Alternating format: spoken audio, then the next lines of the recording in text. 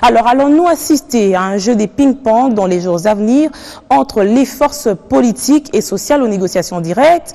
Les divergences persistent encore. Le rassemblement exige notamment le poste du Premier ministre, la récomposition de la Commission électorale nationale indépendante, les postes dans les gouvernements provinciaux, mais la majorité présidentielle s'y oppose. Jusqu'ici, quelles sont alors les justifications de chaque parti? D'abord, Peter Kazadi, conseiller juridique d'Étienne Tshisekedi, président du Conseil des sages. Il soutient que le rassemblement a concédé à ce que Joseph Kabila reste en fonction et que le poste du Premier ministre doit leur revenir. Il est joint au téléphone par Pascal Kambala.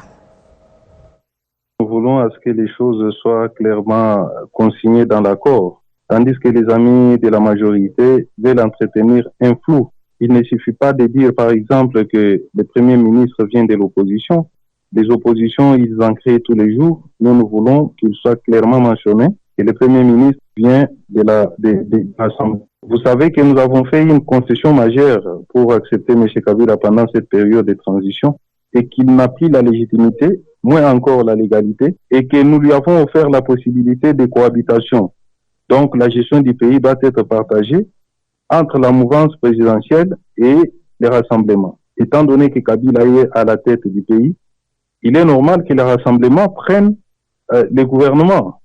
Aussi, vous savez, si nous en sommes là aujourd'hui, c'est puisqu'il y a les dirigeants de la CENI qui ne veulent pas organiser les élections. Alors que nous prenions les mêmes, qu'on continue avec, dans leur stratégie de sabotage du processus électoral, les rassemblements disent non.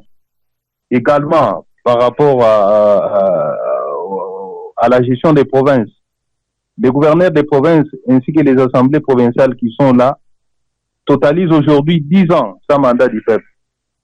Alors nous faisons comprendre à nos amis de la majorité que nous n'allons pas toucher toutes les institutions électives, c'est-à-dire les gouverneurs et les vice-gouverneurs ainsi que les assemblées provinciales, mais qu'on partage les responsabilités au niveau des équipes des gouvernements provinciaux. Nous sommes dans une période exceptionnelle. Nous voulons bien que nous puissions nous partager des responsabilités, gérer cette période intermédiaire qui va nous amener aux élections. Papi Tamba, communicateur de la majorité présidentielle, estime par contre que le rassemblement ne doit pas bipolariser la classe politique. On l'écoute.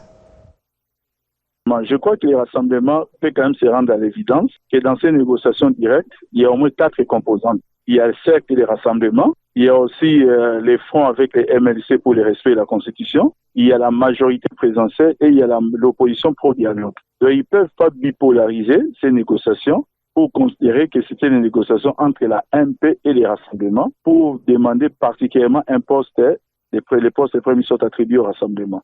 Au niveau de l'accord du 18 octobre 2016, que les postes de Premier ministre revenaient à l'opposition dans son ensemble, et surtout l'opposition qui avait participé au dialogue, parce que les rassemblements, à ce temps-là, avaient fait le choix de boycotter pour des raisons qu'on ne saura même pas aujourd'hui justifiées.